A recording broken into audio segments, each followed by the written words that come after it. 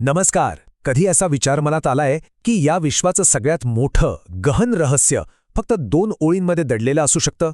आज आपण एका अशाच प्राचीन मराठी ओवीची उकल करणार आहोत आणि ही ओवी ध्वनी, भाषा आणि आपल्या अस्तित्वाविषयी काहीतरी खरंच अविश्वसनीय सांगते. मग हे रहस्य उलगडण्यासाठी तयार असाल तर चला सुरुवात करूया. तर ही आहे ती ओवी. बघा, पहिल्यांदा वाचल्यावर किती सुंदर वाटतंय, पण तितकीच गूढ, नाही का? असं वाटतंय की यात काहीतरी खोलवर लपलेलं आहे. पण काळजी नसावी, या प्रत्येक शब्दात एक गहन अर्थ दडलेला आहे आणि आज आपण एकत्र मिळून हे कोडं सोडवणार आहोत. ही ओवी आपल्याला एका अशा प्रश्नावर विचार करायला लावते ना, जो ऐकायला खूप साधा वाटतो पण तितकाच खरंतर धक्कादायक आहे. तो प्रश्न म्हणजे, या विश्वाचं अंतिम सत्य फक्त एक ध्वनी असू शकतं का? जरा विचार करून बघा.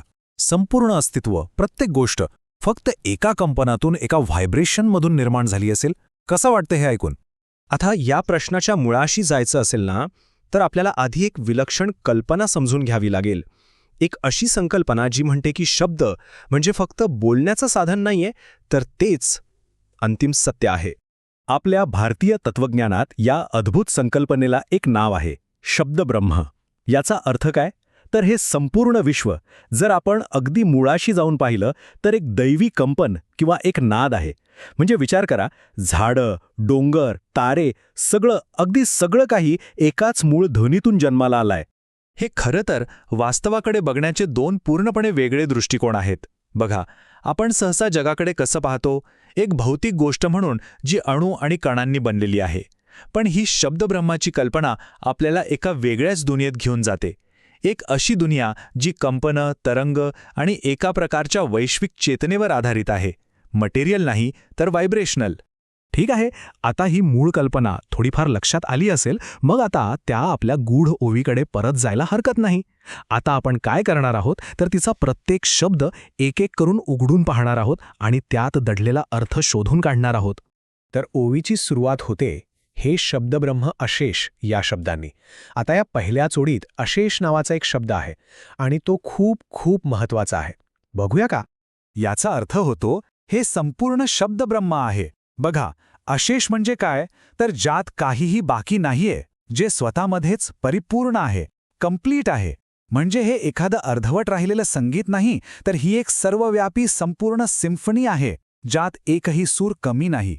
आता गोष्ट अजून रंजक होणार आहे, कारण पुढचे शब्द आहेत तेची मूर्ती सुवेश. आणि हे शब्द काय करतात माहीत आहे? ते त्या अमूर्त कंपनाला, त्या व्हायब्रेशनला एक ठोस आकार द्यायला सुरुवात करतात. म्हणजे काय तर?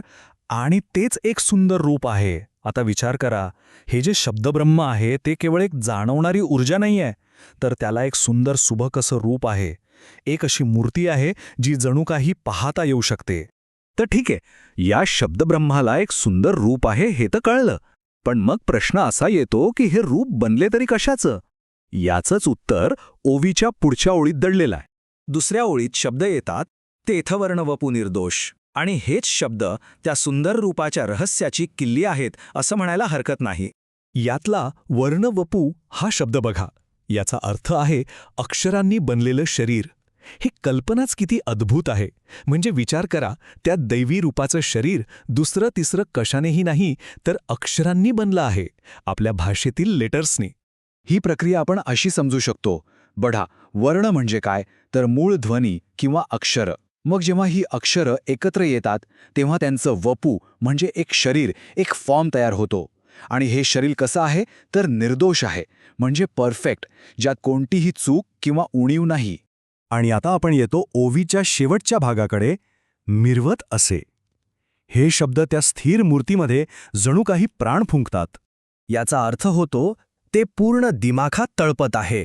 म्हणजे अक्षरांनी बनलेलं हे शरीर फक्त तिथे अस्तित्वात आहे असं नाही, तर ते सक्रियपणे, डायनामिकली आपलं सौंदर्य आणि परिपूर्णता दाखवत आहे, मिरवत आहे. अगदी जसं एखादा तारा आपला प्रकाश सगळीकडे पसरवतो, तसंच काहीसं. तर आपण या ओवीचा प्रत्येक तुकडा, प्रत्येक शब्द आता समजून घेतला आहे. आता वेळ आली आहे ह्या सगळ्याला एकत्र जोडण्याची आणि हे पाहण्याची की या प्राचीन ज्ञानाचा आजच्या जगात आपल्यासाठी काय अर्थ असू शकतो. सोप्या भाषेत सांगायचं तर या ओवीचा सार हा आहे, हे संपूर्ण विश्व जे मुळात एक दैवी नाद आहे ते भाषेच्या एका निर्दोष परिपूर्ण रचनेतून स्वतःला प्रकट करतं. याचाच अर्थ भाषा हे केवळ बोलण्याचे एक साधन नाही, ती स्वतःच एक निर्मिती आहे, एक क्रिएशन आहे. तर मग प्रश्न हा उरतो की आज आपण या दैवी नादाचा अनुभव कुठे घेतो? तो एखाद्या मंत्राच्या शक्तिशाली उच्चारात जाणवतो की एखाद्या हृदयाला भिडणाऱ्या कवितेत सापडतो किंवा कदाचित त्या संगीतात जे ऐकल्यावर आपल्या मनाला एक वेगळीच शांती मिळते? खरंच विचार करण्यासारखी गोष्ट आहे, नाही का? चला तर जाता जाता या अद्भुत ओवीला तिच्या पूर्ण अर्थासहित पुन्हा एकदा मनात साठवून घेऊया. हेच ते संपूर्ण शब्दब्रह्म आहे आणि तीच एक सुंदर मूर्ती आहे. त्या ठिकाणी अक्षरांचे निर्दोष शरीर पूर्ण दिमाखात तळपत आहे. हे आपल्याला एका खूप खोल सत्याची आठवण करून देतं की आपल्या शब्दांमध्ये केवळ अर्थ नसतो, तर त्यांच्यात नवनिर्माणाची, काहीतरी घडवण्याची एक प्रचंड शक्ती असते. त्यामुळे पुढच्या वेळी काही बोलण्यापूर्वी या शक्तीची आठवण नक्कीच ठेवली पाहिजे.